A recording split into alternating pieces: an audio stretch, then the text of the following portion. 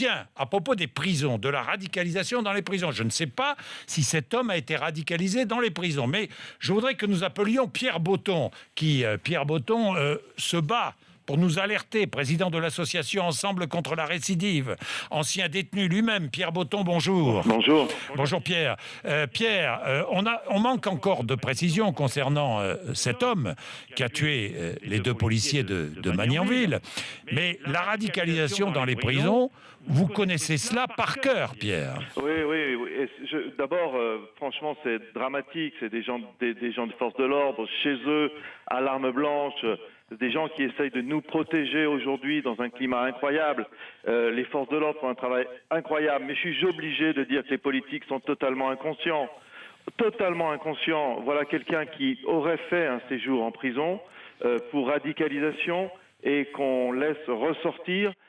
Il faut savoir qu'aujourd'hui, à Villepinte, Monsieur Bourdin, c'est 1058 détenus, dont pour 558 places et 75% de sensibilité musulmane, 50 matelas au sol. On fabrique des radicalisés tous les jours. On fabrique des gens comme cet assassin tous les jours. On les fabrique tous les jours. Je ne cesse de le dénoncer. Nous ne cessons, nous, avec nos modestes moyens financés par des mécènes privés qui sont admirables parce que c'est une cause extraordinairement difficile, qui ne sert pas à leur image. Nous ne cessons d'essayer de faire ce que nous pouvons.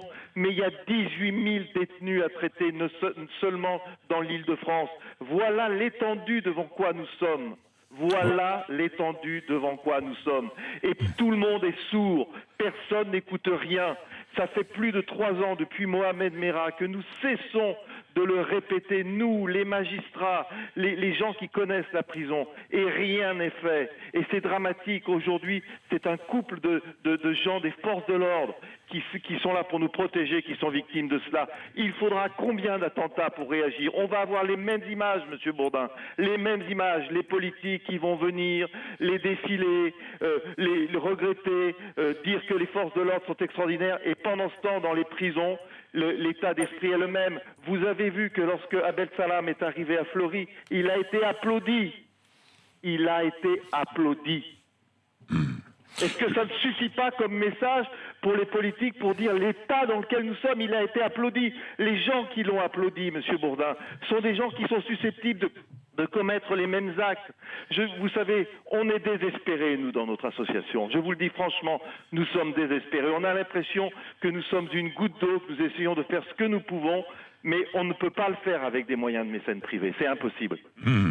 25 ans, nous donnions le nom dès 6 heures ce matin de cet assassin, Laroussia Bala, condamné en 2013 donc pour participation à une filière djihadiste entre la France et le Pakistan. Mais madame, monsieur Bourdin, depuis le début, je dis que ces gens-là ne doivent pas être incarcérés dans des prisons telles que celles que nous avons. Ils doivent être dans des prisons militaires.